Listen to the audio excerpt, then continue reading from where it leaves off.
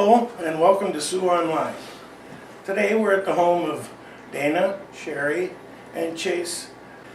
I wish I could tell you that this was a happy occasion, an eventful thing, but it isn't. You see, Chase has Alport Syndrome and he needs a kidney transplant.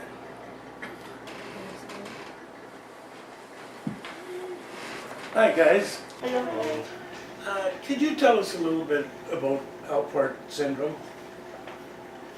Well, it's a rare kidney disease that affects not only his kidneys but his eyesight, his hearing,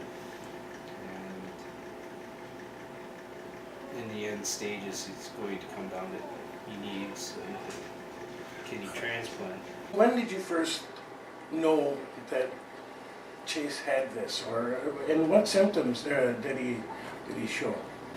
I believe it was 2 when he got assessed, and they found urine in his pee, or blood in his urine.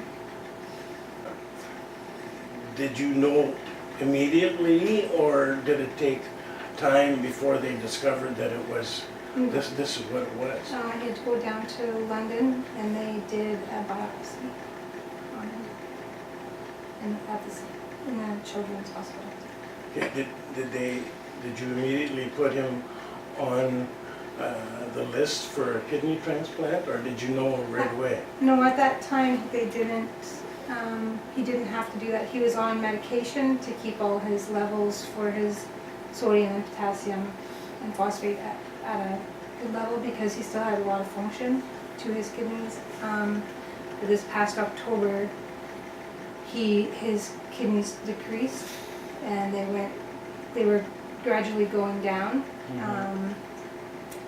And in October, that's when we got the call, because he goes for regular blood work, that he was going into renal failure. It's been a while since he first started. Could you give us the life of Chase in a normal day? What does he have to do? What do you have to do? Well, it starts off like any day, except for anybody else, except for when he gets up, he goes to school, same He's routine. got to take all his medications in the morning, Medications in the morning. and then he has his stuff, gets ready for school. He has medication at school that he has to take for any time he eats. He has to take medication.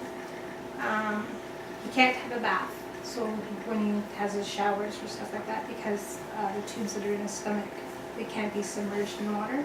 So he has to have a shower until he can get his kidney transplant. But he can play and jump around, and he's just got to be not high. Like when he's at school, he can't have Any contact sports he can't participate in, unfortunately. high contact. And he has a daily routine with His dialysis, yep. He at around 8:30, he goes on his machine, and he gets hooked up to his machine for about 9 hours every night. Once a month, we give him a needle. It used to be every week, but now it's down to once a month because his levels kind of balanced out a bit. He's got to get dressings done, and we have to clean his site all the time, because he's got special bandages put over top of him so that he can just be a normal kid for a little while. Chase. Yeah. Hey, we've been talking to your parents, and they're telling us what has to be done, what you have to do. How do you feel through the day? Like, is there bad times through the day, or how's your dialysis feel? Good. It feels good. Yeah. He doesn't get drain pain anymore. He used to get it though, right? When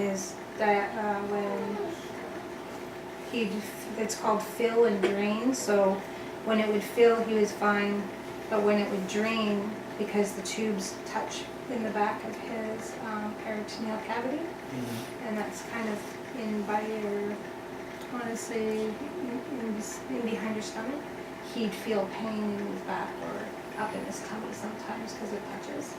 So he used to get drain pain, but he's feeling a little bit, he can handle it now. a little bit better than right now. So now we have found a kidney donor, haven't we? And who might that be? It's me. Going through all the steps and up to this point, everything is, I actually just got notice from London this week that the cross match that they did is good, so just a few more steps, and hopefully if everything goes well, it'll be as soon as he's done school. That's great. I respect you so much for doing that. It wasn't even a thought when we were down there. He just said, okay, what do I have to do? I hear that there's going to be a fundraiser. Yeah, the fundraiser started.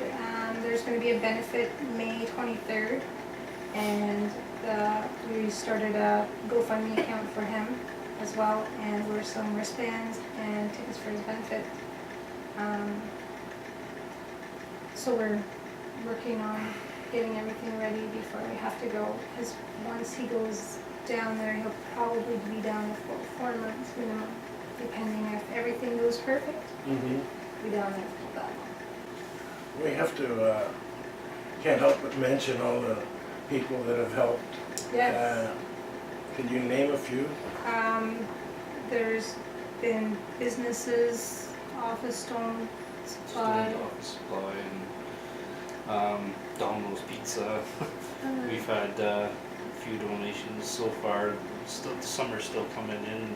Boston's Pizza and Steel City Motorsports.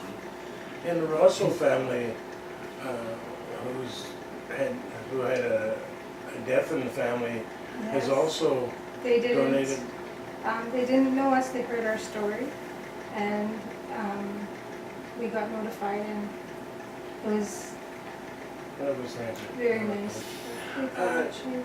You also have a Facebook page. Yeah, Chase's Journey.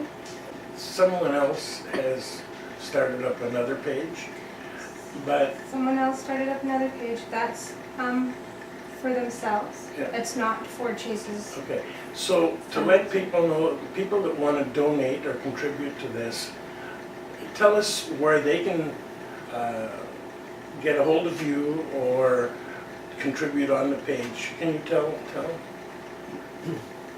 We have the Facebook site, Chase's Transplant Journey. We do updates on that just as to keep our family and friends notified of how things are progressing, and especially when we're down there and after pre and post op.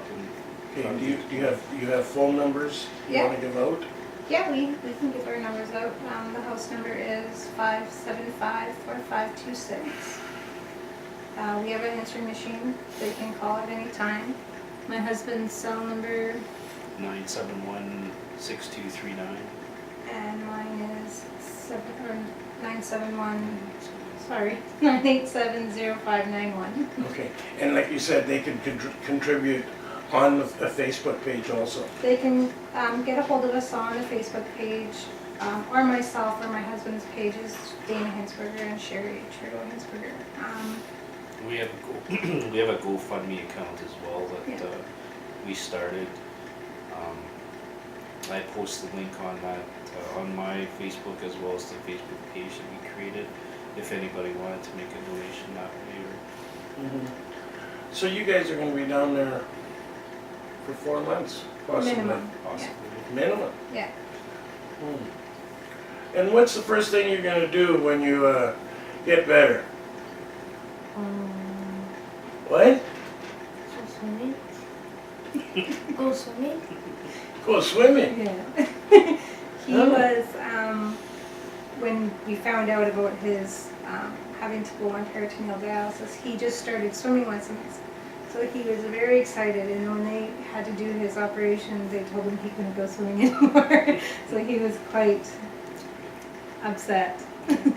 And I hear you like hockey too. You'd like to get into that?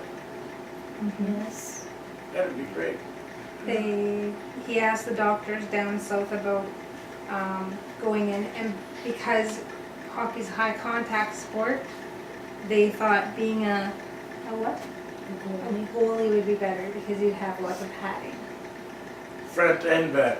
Yeah. Well, I wish you all the best, Chase. I know a lot of people are behind you, and thank you for doing this. Thank you. Wish you all the best. Thank you. Thank you.